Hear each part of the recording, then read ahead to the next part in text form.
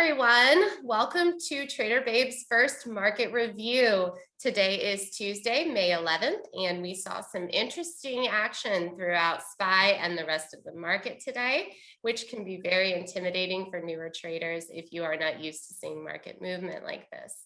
Arya and I were following SPY's movements as well as the rest of the market throughout the day. And we wanted to take a little bit of time to let you know what we saw, as well as what other traders we were speaking to saw who have been doing this for many, many years. With me tonight, of course, is my amazing co-host, Arya. Hey, how are you? How was your day today? Hi, honey. How are you? Day was awesome. I mean, today was exciting for day traders, especially for people who are expecting moves like this. It's long waited, and there's so many exciting things coming up. The CPI data tomorrow at 8:30 a.m., which we're going to get into, and we can start with the SPY action today. I remember your amazing call in the room. You totally called a bounce. Good job. Yeah, we saw SPY break the important support level of 412 finally, and it went down to 410. I know a lot of us were talking about the fact that maybe there's a demand area at 407, and after that, it's crack of 400. Are you seeing the same thing? Because I know you like to go by your SMAs. Yeah, the 410 has actually been a support for the last few weeks. Every time SPY looks like it's going to break, it's been supported by 410, and JP cut that really well. That was a very good place to enter after a drop from like 422 yesterday going to 410, and it's been a general support area. We did see a gap down. I have a chart here. Let me share my screen and we can look at it together. Awesome. Do you see it here? Yeah, perfect. Okay. So this is the SPY daily chart. I did draw a trend line here that we had been obeying, but is quite a ways down now to bounce from. And this was our gap that we saw today. So we had a low of 417.71. Going all the way down to 415.21. A little bit difficult to see, so zoomed out. But we did see the large red candle yesterday indicating further downward price movement. Yeah, that bearish engulfing candle was definitely a great place to enter short for today. But I didn't pull the trigger on that. I know you did, at least for some of the move. And yeah, when you see a bearish engulfing candle like that on a daily, there is going to be a follow through, especially when the moving averages are so close to be broken.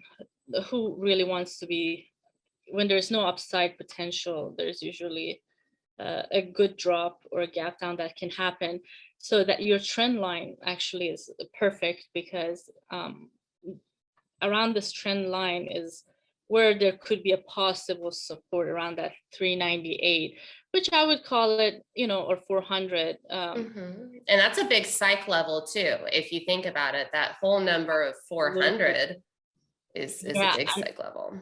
If you're gonna go into that downtrend, this level, like you said, is a big psych level, and it would probably be our first stop where we would see a little bounce and furthermore downside. And we've seen lately, let's talk about not only the action today, but within the last few months, a lack of volume. Volume has just dried up. We are not seeing the large buyers coming in like we did in 2020 after the larger market correction. And I think that we need to experience a larger pullback in order to bring the volume back in. Absolutely.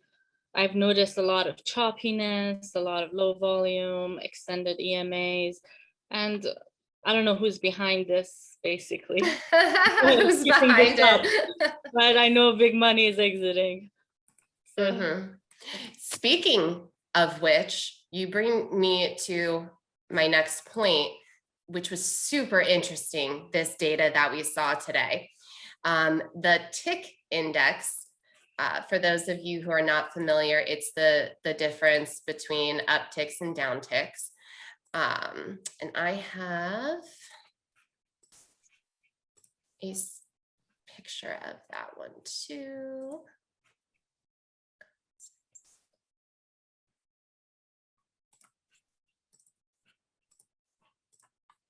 Let me share my screen. Okay, so this is our tick index from Bloomberg today. And as you can see here, we experienced the largest selling pressure in recent history. I mean, this chart goes all the way back to 1991.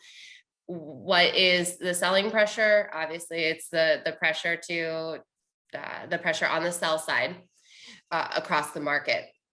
Now, what I thought was interesting is that we saw such an increase in selling pressure, but we did not experience a macro correction. If we look at what happened in March of 2020, we can see it almost touched these levels, and we experienced that larger pullback in the market. Today, we did not see that yet. What do you gather from that data and the correlation? yeah, that was a great find. Thank you for sharing that. So, of course, there's a lot of manipulation going on, but this is a huge red flag. And I remember one of the signs of, possible market big correction or crash is that when all the sectors in SPY you can see being red during a day. So like you pull up your FinViz and you look at that beautiful chart with SPY and different sectors, different tickers. So this is very relatable because this chart has to do with the number of tickers in, for example, SPY that are having a downtick versus an uptick. So what you subtract those two, which gives you Difference between the two. yeah. So Mhm. we're definitely in the negative, and the more of this we will witness, that would be a big red flag. Mhm. That And most indicate are further suffering. downward movement, right? Yeah. And this Mm. was one of the lessons I learned last year with, when all the sectors start to suffer, it's really bad. Because Mhm. usually there's rotation and, if nobody's interested in relocating their money, um, it's just, there's no one Yeah. really who wants to be in this. You know, something that I was telling our Discord group this morning, a lot of people who are newer in the market, especially when they don't know how to trade options, they can feel like they have no idea what to trade right now when the market is moving like this. So I think that it's important for everyone to understand that you can trade these inverse ETFs, which is another way of shorting essentially, rather than the traditional sense or by buying puts. So I think that it's important that newer traders take a look at those too, because it does give you a little bit more options. I mean, not everyone can buy shares on SPY because it is more expensive. And if you don't know how to trade options, now is definitely not the time to try and just jump in and figure it out. So I think that it gives newer traders some options to look at. And I was looking specifically at SPXU today. And normally these options have no volume, but there was some significant open interest in it. So it's really interesting to see the movement, and these shares are of course cheaper as well. So it gives everyone some options. Yeah, actually, buying those if someone is very new to options and doesn't want to jump in, like you said, maybe buy the equity in SPXU or UVXY. This market is, it can bring you huge returns if even on the downside. So this is why our room is pretty excited, because we're all sort of a bunch of hungry shorts waiting for the right time to pull the trigger. And if you want to survive this market and hopefully make a lot of money, maybe we can post the link to Guy Gentile's room where me and Erika are actively trading. And if this move's gonna happen, this would be your safe haven. And not only that, you could make a lot of money. Yeah, and we will post the link to that. And both of us have learned from Guy and his incredible insight on market movement. And he explains it so well. In order to survive in this market, which he has done for decades, is you have to be able to adapt your trading. You cannot trade with bias. It will crush you, and you have to be able to adapt. Whether you're adapting from swing trading to day trading to shorting, you have to be able to adjust your strategy when needed in order to survive long term. Right, and that's we're gonna also talk about the possibility of us going higher, you know, just because we don't want to be biased. We're not, we're trying to bring to you guys the big red flags that are ahead of us, but at the same time, there's a potential for the market to keep going up. Yeah, I mean, listen, we are obeying our support levels right now. We're seeing this huge selling pressure across the market, yet no major correction. I think that we are going to see further pullbacks. We're just not seeing the volume on the buy side yet. Do I think that we're necessarily going to crash and burn tomorrow? No, definitely not. I think that we are going to continue to try and bounce. And it seems like there's more of a slow bleed instead of a major pullback right now. So yes, we could see further upward movement. And not only that, listen, these corrections are good for maintaining your bullish market long term. You have to pull back to find the demand, which is where the big money is waiting to buy. They're not gonna, they want everything at a discount. There's a small chance to crash tomorrow just because of the CPI data. That's true. Good point, because I did see an article in Bloomberg about it, talking about how the inflation, we're seeing it across different sectors. We're seeing raised prices in, they cited computer chips, used cars, copper. I mean, we are seeing a huge price increase across the market. So that inflation data, I think, is going to be pretty critical for tomorrow. And this is great. We can get this out tonight to everyone.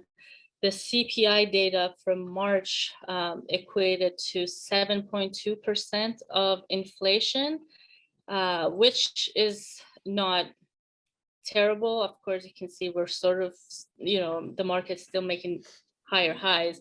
But if that number tomorrow comes out anywhere near 10%, you better bet to get out of the way. This inflation is very connected to other monetary policies.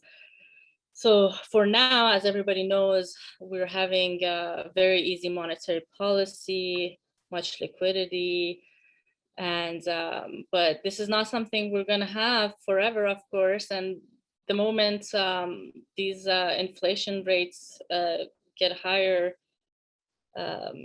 which we're going to see the data tomorrow, they're going to have to raise the interest rates. I don't think there is any way around that. And that could possibly burst a bubble that we've seen previously, 1929, 2000.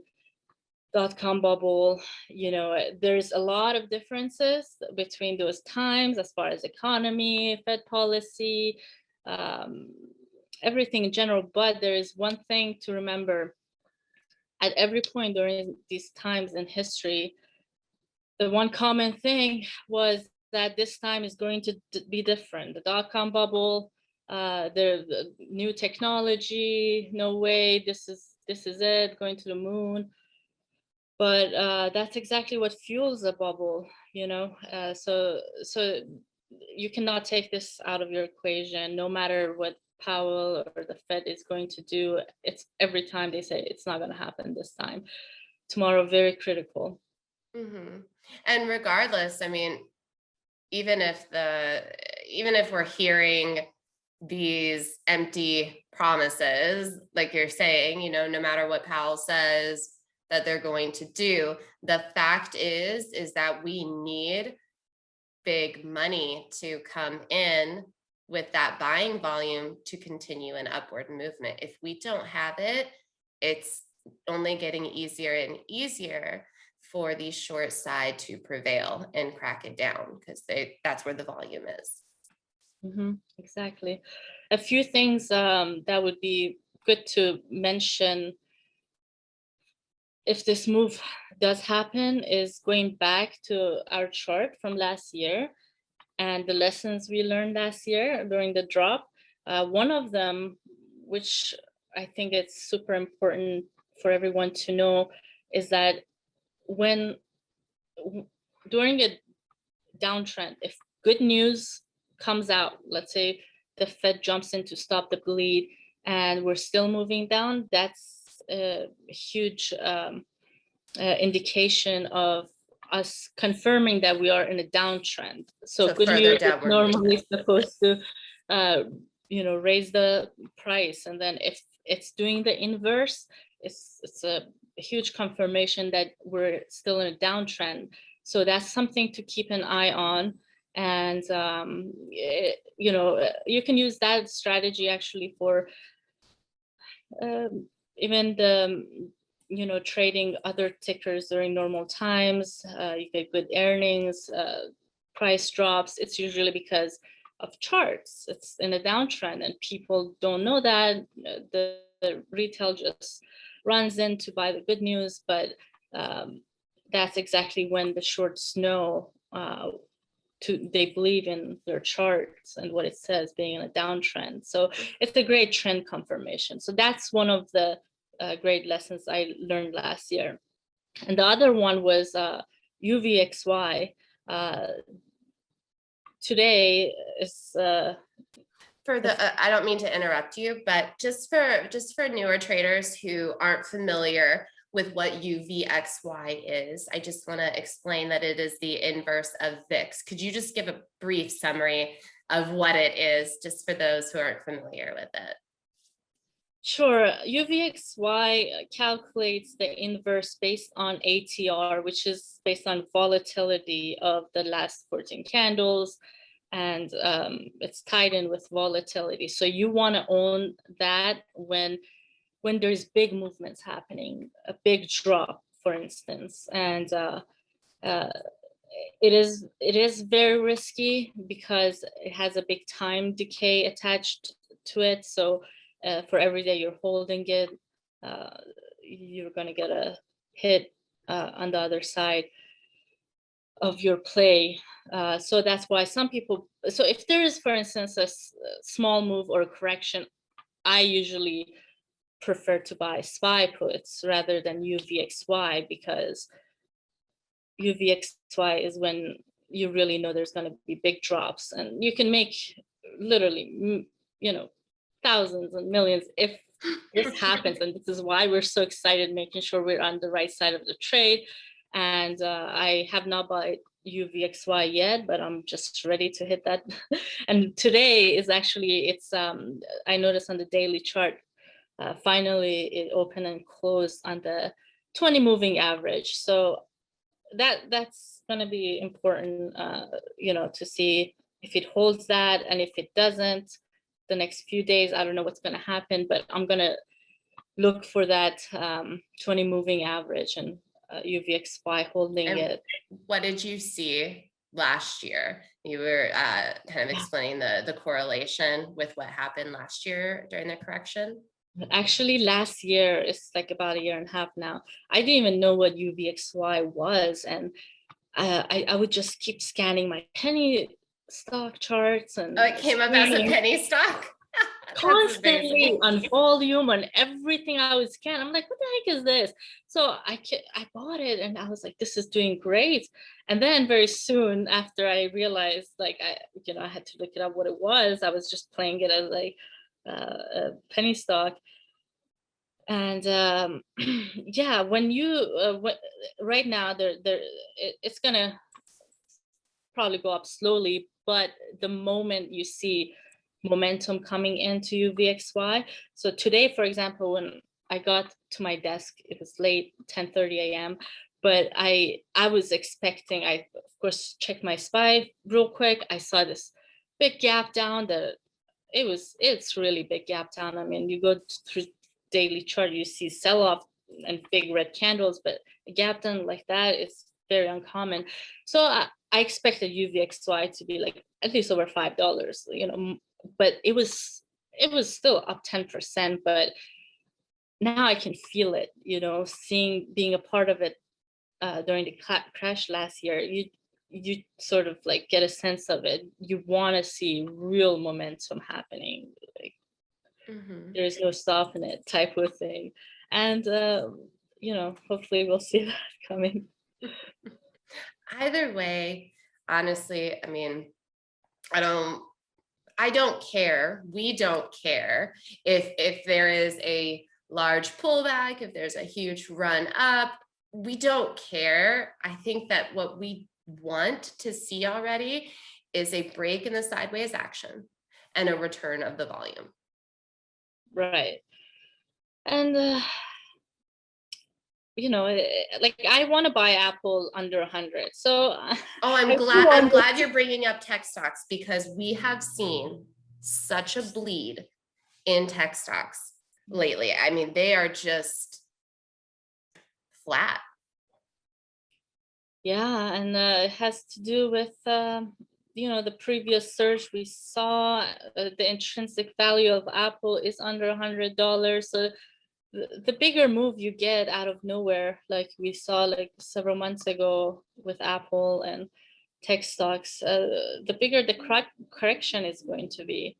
And emerging tech, some of the places that the bubble is very obvious, is and was, especially in emerging techs, electrical vehicles, which we saw Tesla, big pullback in Tesla. Yes, and the ARC, they have a lot of bubble stocks, and that's why we have seen this huge pullback, which I don't think we're done with it, for sure. And with cryptocurrencies, I love crypto. Let me put it that way. I hope it does well. That is the one area that has always given me very good returns. I have a love for I'm glad you brought that up, because I don't trade cryptocurrency. I know you do. And you were mentioning earlier that the movement in Bitcoin was really interesting, because we did not see a large pullback in Bitcoin, I think you said, right? Yeah, that's the other chart I ran into to check the Bitcoin, because we're right now at a very critical level of 55,000 on Bitcoin, and any market move, I was expecting that to be broken, and it wasn't. So there's two scenarios. One is that the whales behind the cryptocurrency are very strong, and there is a possibility they're holding this up just to give a very bad rug pull on retail, basically by saying, hey, don't worry, if the market is gonna correct, it's not gonna affect Bitcoin. It's kind of like those bait bids that we see in level 2. We'll see the big bid, and then they pull it. It's it's exactly not real support, and then they just pull it and then floor right out from underneath you. Yeah, and so far it has been like lately you've seen Bitcoin has been following the market.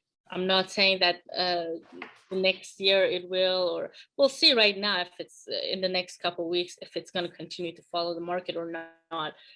But certainly lately it has been, and for it not to move during this gap down, it's shady to me. And the whales behind crypto are definitely know their game very well. So be careful.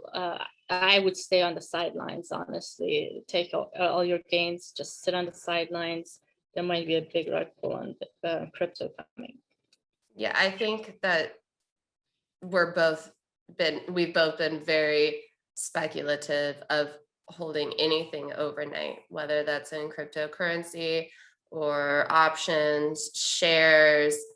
I've just been sticking to day trading mostly. I mean, a couple of overnight plays, but I feel like it's always expect the unexpected right now within this market. We see earnings reports come out that are good, and then we'll see stocks fall on good earnings, although earnings are always lotto plays. And then another thing that we are seeing too is these V-shaped patterns in SPY every single day, a sharp sell-off and then a sharp incline. I know that a lot of traders like to play the fear sell-offs. I do too. I love bottom bounces. That's one of my favorites to play. But we are seeing it every single day, these steep V-shaped patterns. And it just tells you that I think that market makers are fishing for levels. It seems like we keep testing these levels to see where the buying is going to fully dry up, or where the selling dries up if they're doing it on the opposite side. It's just really interesting because every day you can play the SPY V-shaped with our options. That's what we've been doing every single day.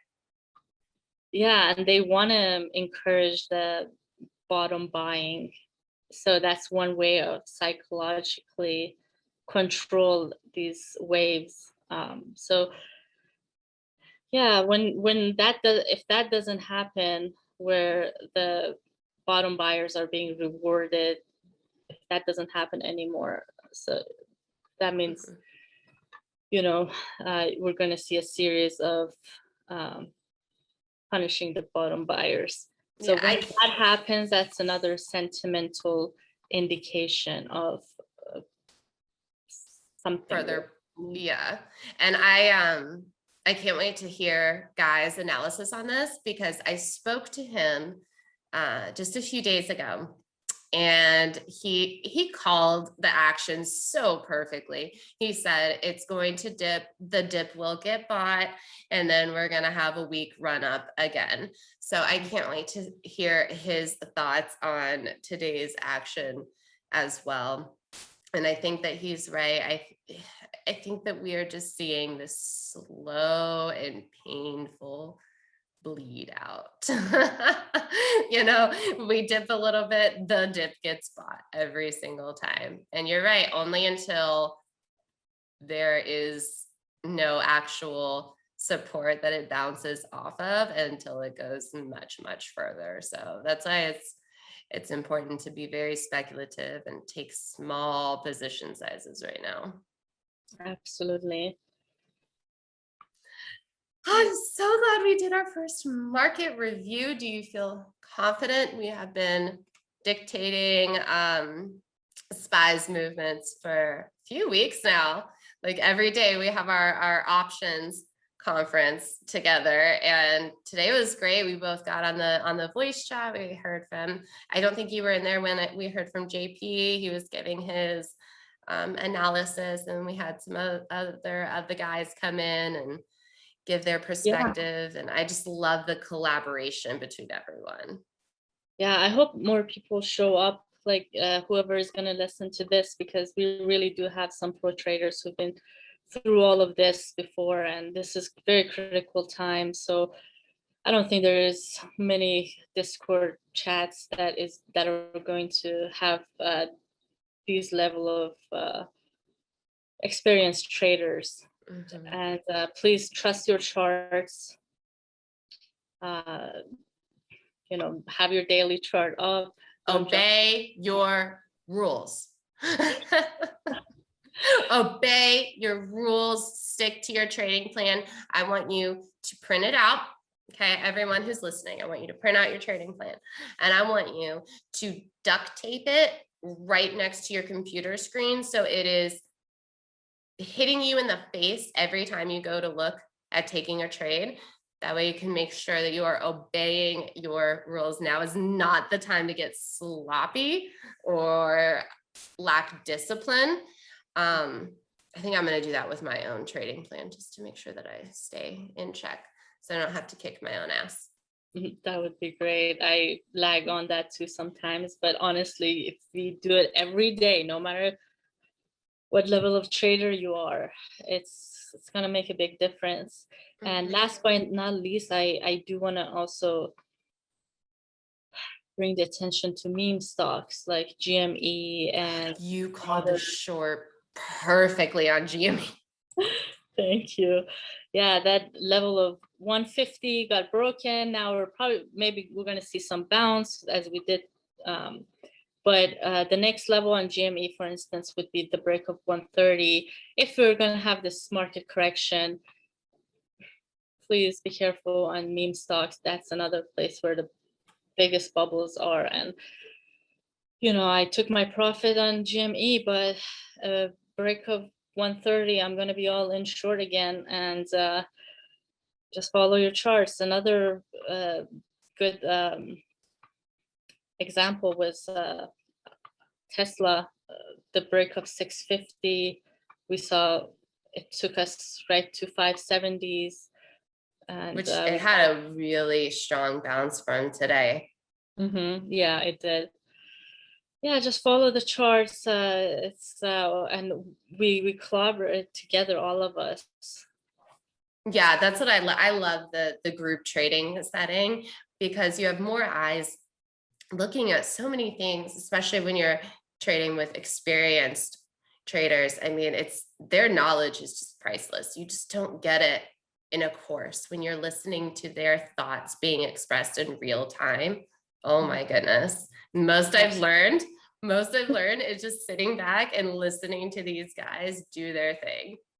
Yeah, you don't just get alerts, like you soak up so much knowledge that these people had to spend years on. So this is where you want to be. You don't want to just, you can't blindly follow alerts and expect to survive very long.